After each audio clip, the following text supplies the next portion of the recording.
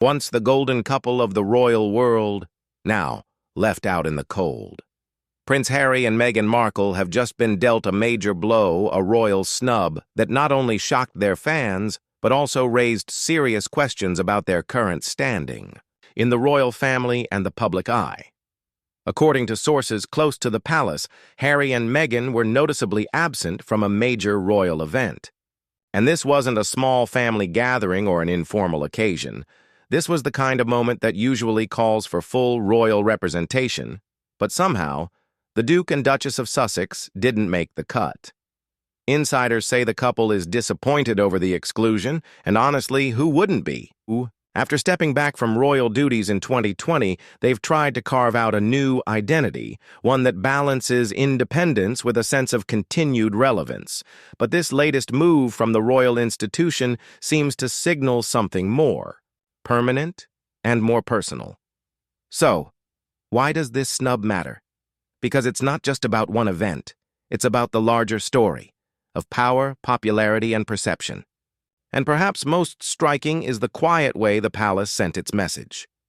With silence, no direct statements, no official acknowledgements, just exclusion. What's even more striking is the commentary that followed. Royal experts, tabloids, and even mainstream outlets pointed to one phrase that really stood out. They just don't pack a punch anymore. Harsh? Maybe. But it hits at a deeper issue. One the couple has been battling for a while now.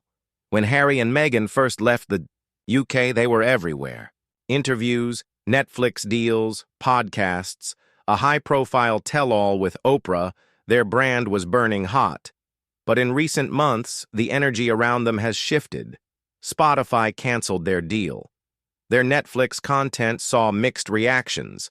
And media coverage, once saturated with every move they made, has cooled off considerably.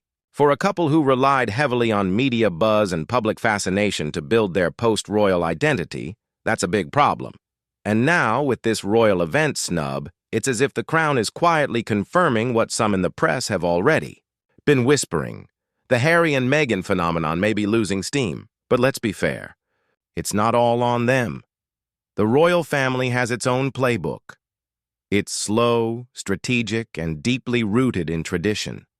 Forgiveness and re-inclusion, when they happen, don't come quickly. And after years of very public criticism, from interviews to documentaries, it's clear that bridges were burned on both sides. There's also the issue of trust. Palace insiders have long hinted that senior royals are wary of any interaction with the Sussexes potentially being turned into content. Whether that's fair or not, the perception exists, and that shapes decisions behind the scenes. So, is this snub just the latest in a series of cold shoulders? Or is it the beginning of something more permanent, a slow but steady fading out of Harry and Meghan from the royal storyline? Let's not forget, Harry is still a prince. Meghan is still the Duchess of Sussex. Their titles haven't been stripped, but titles alone don't guarantee influence, especially not in the world of royal optics. Some commentators argue this is exactly what the palace wanted all along, to let time and distance do the work. No dramatic removals, no explosive confrontations. Just a slow, careful editing of the royal picture, one where the Sussexes become more and more of a side note. But that raises another question. What's next for Harry and Meghan?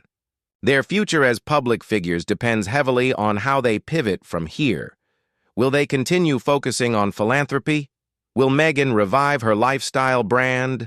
Will Harry lean more into his mental health advocacy? Or will they attempt another media push? Something new, bold, and headline-grabbing to reclaim the spotlight? One thing is clear. Disappointment aside, this snub is a turning point. Not necessarily the end of their story, but definitely the end of a chapter. Because when a couple who once dominated global headlines starts getting left out of the picture, literally, it's not just a scheduling decision, it's a statement. Still, the Sussexes have proven before that they know how to shift the narrative.